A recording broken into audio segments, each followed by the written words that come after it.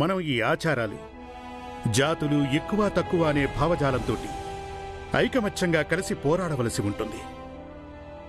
ఒకవేళ మన భారతీయులందరం ఒకరినొకరు సమానంగా భావించుకుంటే అప్పుడు మన భారతదేశం యావత్తు బలంగా ఉంటుంది. నీకేది మంచి అనిపిస్తే అదే చేస్తావు. నువ్వు ఎప్పుడు అందరికంటే ఎక్కువ తెలివైన దానివని నువ్వు అనుకుంటే నేనేం చేయను. నాన్న, అమ్మని కోప్పడద్దు. ఎందుకంటే ముందే అమ్మ ఆరోగ్యం ఏం బాగోలేదు. ఇప్పుడు గట్టిగా ఆరిచారంటే అమ్మకి ఇంకా తలనొప్పి ఎక్కువ అవుతుంది.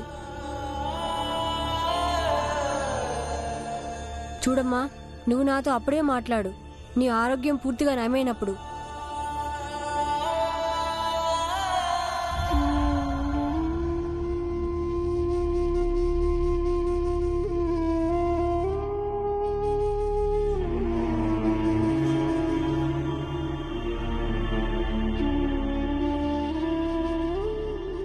నువ్వు తప్పు చేశావు.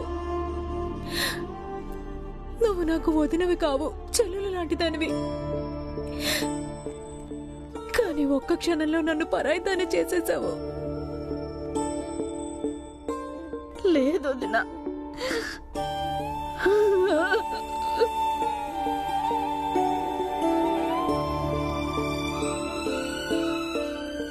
లేదు వదినా, అలాంటి మాటలు అనొద్దు. వదినా, నాకేం అర్థం అవ్వలేదు. ఒక క్షణం పాటు నా ప్రపంచం అంతా తల్లకిందులైపోయింది. ఇంకా ఇంకా ఇక తర్వాత మీ అందరికి దూరం అయిపోతానన్న భయం. మన పేదరికం, నిస్సహాయత, కష్టాలు అవన్నీ ధైర్యాన్ని చంపేశాయి. నేను చెప్పలేకపోయాను.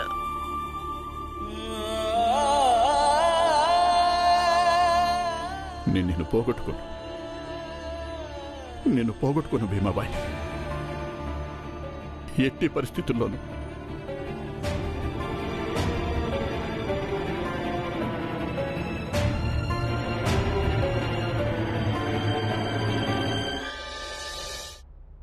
మనం వీలైనంత త్వరగా భీమాబాయిని పట్నం తీసుకెళ్ళాలి.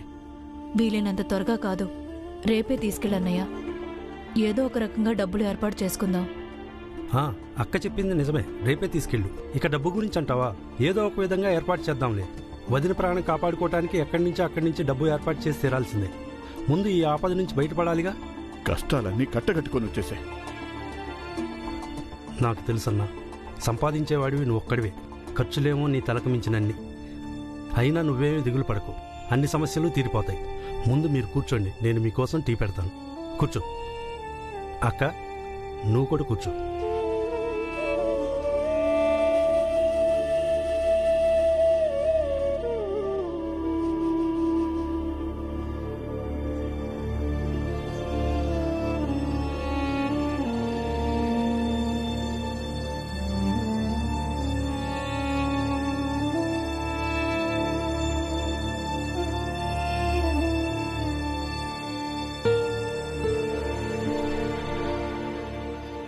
నన్ను క్షమించు భీమా, క్షమించరా.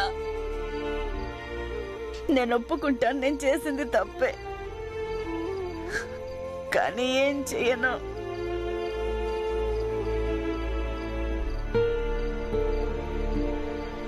నాతో మాట్లాడు భీమా. లేదమ్మా, మాట్లాడను. ఒకవేళ ధ్రువ ఆరోగ్యం చెడిపోకపోయింటే, మేము ఆ వైద్యురాలి దగ్గరకు వెళ్ళకపోయింటే అసలు మాకెప్పటికీ తెలిసి ఉండేది కాదు మీ ఆరోగ్యం ఇంతగా చెడిపోయిందని. కావాలని దాచలేదు భీమా, సరైన సమయం చూసుకొని చెప్పాలనుకున్నాను. సరైన సమయం అంటే నువ్వు తప్పు చేసావమ్మా. నీకు తెలుసా, ఇప్పుడు ప్రపంచమంతా తక్కువ జాతి అని మనల్ని అంటుంటే నాకెంతో బాధగా ఉంటుంది, బాగా ఏడుపొస్తుంది. అప్పుడు నన్ను నేను ఓదార్చుకుంటాను. ఇంటికి వెళ్ళాక అమ్మ ఒడిలో కూర్చుంటే అప్పుడు పడ్డ బాధంతా పోతుందని. ఎందుకంటే నువ్వు నా బాధలన్నింటికీ, సమస్యలన్నిటికీ ఉన్న ఏకైక ఔషధమమ్మా నువ్వు. నేను ఎప్పుడైనా అశ్రద్ధగా ఉంటే అప్పుడు నువ్వు నన్ను మందలిస్తావు. కానీ ఇప్పుడు నువ్వే ఇలా అశ్రద్ధగా ఉంటే ఎలాగమ్మా?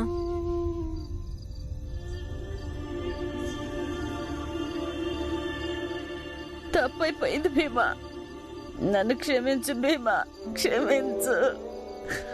నువ్వు దిగులు పడకు, అంత మంచి జరుగుతుంది. నాకు నయమైపోతుంది.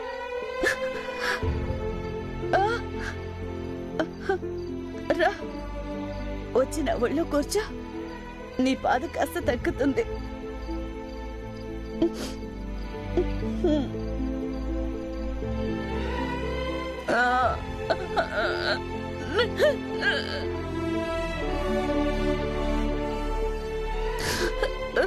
నన్ను క్షమించు నాన్న, క్షమించు.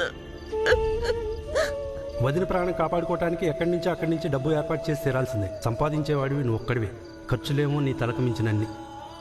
అయినా నువ్వేమీ దిగులు పడకు, అన్ని సమస్యలు తీరిపోతాయి. ఇదిగో ఈ డబ్బాలో దారిలో తినడానికి అన్నం పెట్టాను.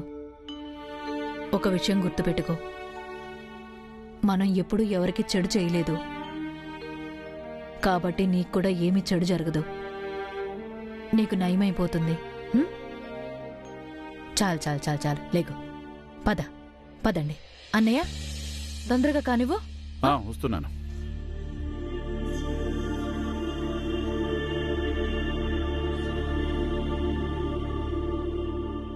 నాన్న, నేను ఇవాళ నుంచి స్కూల్కి వెళ్ళను.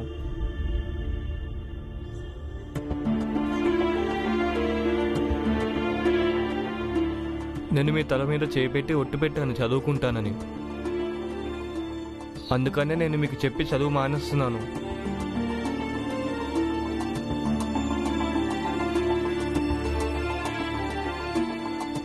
చూడు బాలా, నాన్న నాకు నచ్చ చెప్పొద్దు.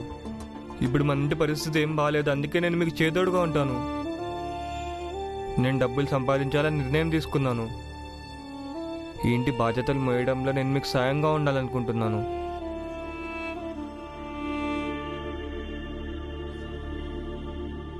చూడు బాబు, నేను ఇప్పుడు మీ అమ్మని చికిత్స కోసం తీసుకెళ్తున్నాను. ఇవన్నీ మాట్లాడడానికి ఇది సమయం కాదు. తర్వాత మాట్లాడదాం. నాకు మా అమ్మ అంటే చాలా ప్రేమ. ఇప్పుడు అమ్మ వైద్యం కోసం చాలా డబ్బు కావాలి. నేను డబ్బులు సంపాదిస్తాను. మీరు నా తలపైన మీ చేయి పెట్టి నన్ను ఈ ఒట్టు నుంచి విముక్తుడిని చేయనన్నా.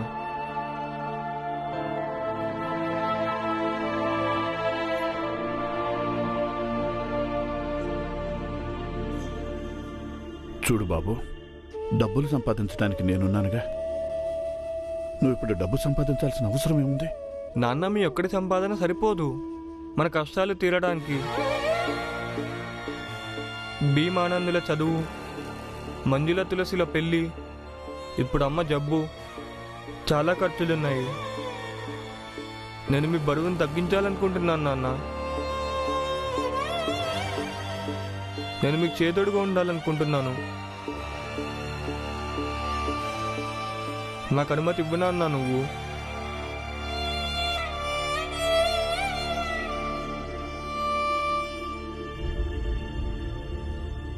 నేను నీకు సంపాదించడానికి అనుమతి ఇవ్వను బాలా. అలాగే నీ ఒట్టు నుంచి నేను విముక్తిని చేయను. ఒకవేళ నీకు ఒట్టు విలువ తెలుసుంటే గనక మర్యాదగా వెళ్ళి చదువుకో.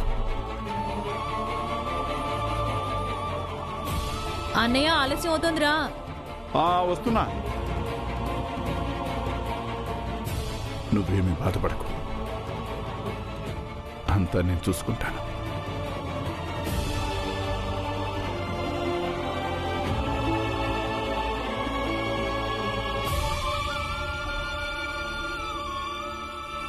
ఆనంద్, భీమా,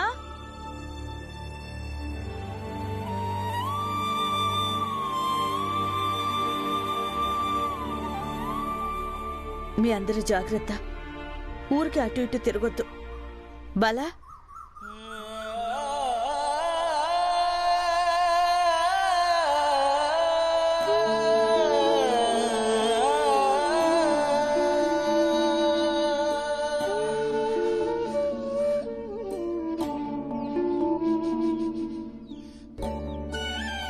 నాకేం అవ్వదు నాన్న. తగ్గిపోతుంది బాబు. నేను తిరిగి వచ్చేస్తాను త్వరగా.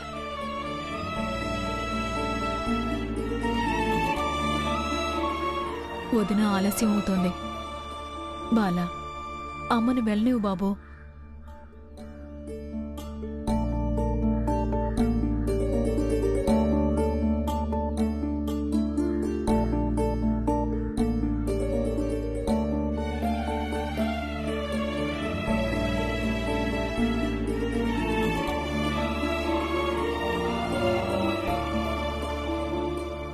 పిల్లలు, మీరందరూ మీ సంచులు సర్దుకున్నారా? మంజులా, అత్తయ్య, బాలా అన్నయ్య సంచి తెచ్చి వాడికి ఇవ్వు. పదండి, మీరిద్దరూ కూడా సంచులు తీసుకుని స్కూల్కి వెళ్ళండి. ఆనందన్నయ్య, నాది పెన్సిలు లెక్కల పుస్తకం ఎక్కడ పెట్టావు నువ్వు? అరే అక్కడే పెట్టాను. ఇక్కడ లేవు ఆనందన్నయ్య. బా సరిగ్గా వెతకు, కనిపిస్తాయి.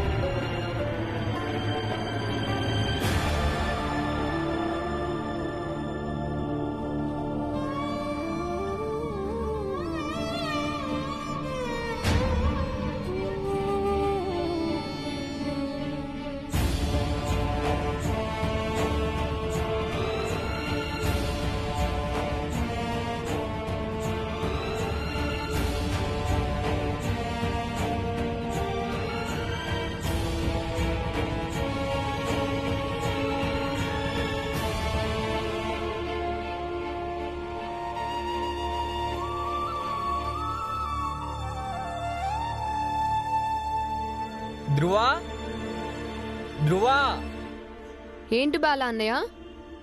ఈ చిట్టి భీమ్ కోసం వాడికి ఇచ్చేయి.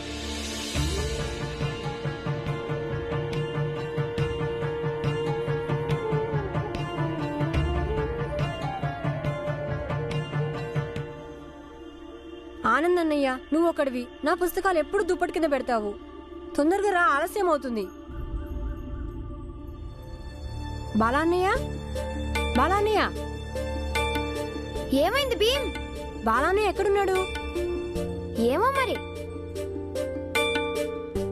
బాలాన్నయ్య, బాలన్నయ్య, బాలాన్నయ్య, ఏమైందిరా? బాలన్నయ్య, ఎందుకు బాలా బాలా అని అరుస్తున్నారు? ఏం జరిగింది? అత్త, బాలాన్నయ్య కనిపించట్లేదు. ఎక్కడికి వెళ్ళాడో ఏంటో. అరే, ఇక్కడే ఎక్కడో ఉండుంటాడులే. బాలన్నయ్య ఇక్కడే ఉండాలి. నేను తనకి స్కూల్ బ్యాగ్ కూడా తెచ్చిచ్చాను. బహుశా స్కూల్కి వెళ్ళి ఉంటాడు. రా భీమ్, స్కూల్లో చూద్దాం రా. నేను ఇవాళ నుంచి స్కూల్కి వెళ్ళను. నేను మీ తల మీద చేపెట్టి ఒట్టు పెట్టాను చదువుకుంటానని. అందుకనే నేను మీకు చెప్పి చదువు మానేస్తున్నాను. నేను డబ్బులు సంపాదించాలని నిర్ణయం తీసుకున్నాను. ఈ ఇంటి బాధ్యతలు మోయడంలో నేను మీకు సాయంగా ఉండాలనుకుంటున్నాను.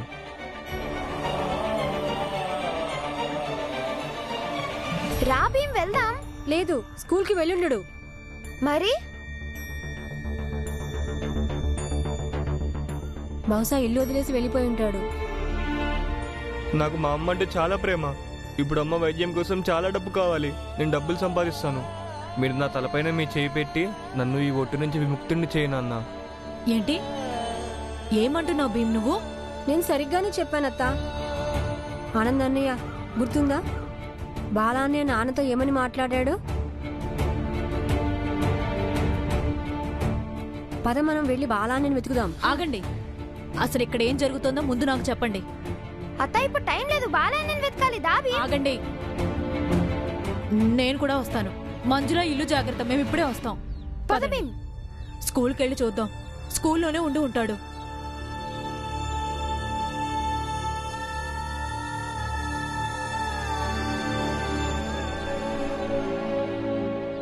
బాబాయ్, బాబాయ్, స్టేషన్ ఎటువైపు? స్టేషనా? ఇటువైపు ఉంది. నువ్వు ఈ దారి గుండా వెళ్తే చాలా దూరం అవుతుంది, చాలా దూరం. ఒక పంచి, ఇలా ఒక అడ్డదారి ఉంది, అట్నుంచి వెళ్ళు. ఇట్నుంచి దగ్గర అవుతుంది, ఒక కాలిబాట ఉంది, తిన్నగా అక్కడికే వెళ్తుంది, తొందరగా చేరుకుంటావు. బాబాయ్ ఇప్పుడే మన ట్రైన్ ఉంటుందా? చిన్నదైన స్టేషనేగా, ఏదో ఒక ట్రైన్ ఉంటుంది.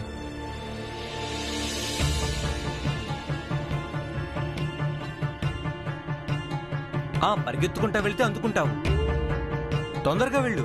ధన్యవాదాలండి. అత్త నువ్వు ఇక్కడే ఉండు, మేము వెళ్ళి చూసి వస్తాము. తొందరగా వెళ్ళండి.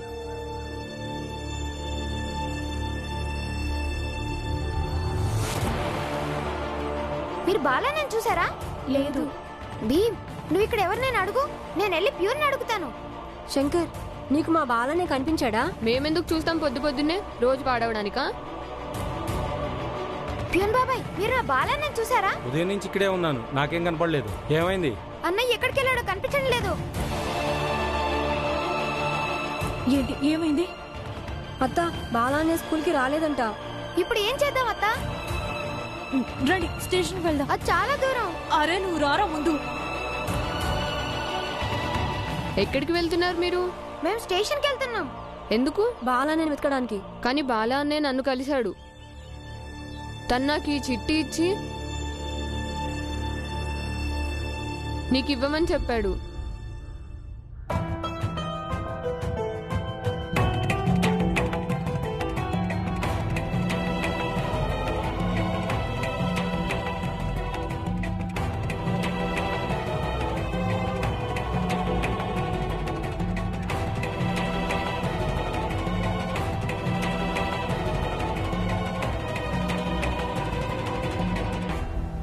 భీమ్, భీమ్ ఏంటి, ఏం రాసింది దాంట్లో? ఆనంద్ చదువు, ఏం రాశాడో? అత్త, బాలానే నిజంగానే ఇల్లు వదిలి వెళ్ళిపోయాడు.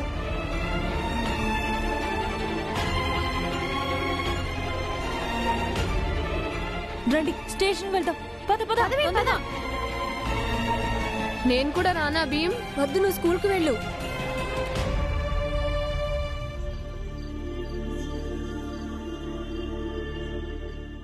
అన్నయ్య ఎక్కడికి వెళ్ళాడు? మీరు తన్ని ఎందుకు తీసుకురాలేదు? మేము స్టేషన్కి వెళ్ళాం బాలా నేను వెతకడానికి. ఆలస్యం అయిపోయింది, ట్రైన్ వెళ్ళిపోయింది. బాలన్న ఆ ట్రైన్ ఎక్కి వెళ్ళిపోయి ఉంటాడు. అంతగా చెప్పినా వాడు పట్టించుకోలేదు. వాడు చిన్నప్పటి నుంచి మొండోడే. వాడు కనిపించిందే చేస్తాడు. ఆఖరికి ఇల్లు కూడా వదిలేసి వెళ్ళిపోయాడు. అదేం మొండితనం? తను తన తల్లిని, తండ్రిని, తమ్ములని, చెల్లెలని, మేనత్తని, ఇంటిని అందరినీ వదిలి వెళ్ళిపోయాడా? ఎక్కడికి వెళ్ళి ఉంటాడు? ఎక్కడిని వెతకాల్తానని? రారా, నా దగ్గరికి రారా. ఏడవద్దు భీమ్, బాలని ఎక్కువ రోజులు ఒంటరిగా ఉండలేడు. తనకు మనం గుర్తొస్తాము, అప్పుడు అన్ని ఇంటికి తిరిగి వచ్చేస్తాడు. అవును భీమ్, నువ్వు ఏడవద్దు, వచ్చేస్తాడులే. మనం ఎలాగైనా బాలయ్య నేను వెతికి తీసుకొద్దాం. ఎక్కడికి వెళ్ళినా సరే వచ్చేస్తాడులే. ఇక అమ్మా నాన్న వస్తారుగా, వాళ్ళిద్దరు ఏదో ఒక మార్గం ఆలోచిస్తారులే. నువ్వు ఏడవకు.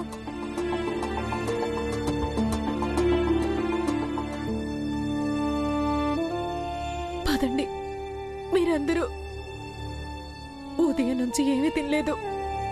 తులసి, మంజుల కట్టెలు తీసుకురండి, నేను ఏదైనా వండి పెడతాను.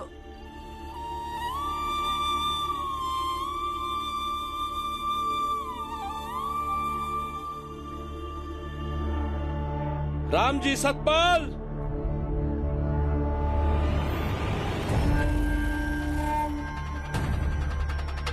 చూసావా నువ్వు?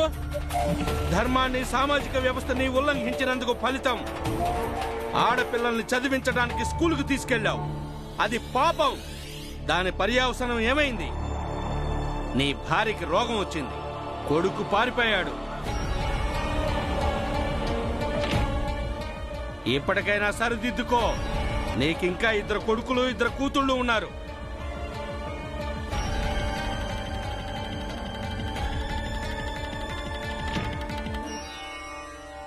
చూడండి, వాళ్ళేం వాక్కుంటారో వాక్కోనివ్వండి. నోళ్ళు పెట్టి వాళ్ళే వెళ్ళిపోతారు. కానీ కానీ మీరు మాత్రం ఎవరు బయటికి వెళ్ళొద్దు, సరేనా?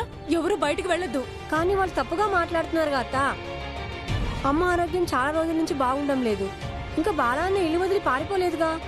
అలాగే ఆడపిల్లల్ని చదివించడం మంచి పని. అదేగా జ్యోతిరావు పులే గారు చెప్పారు.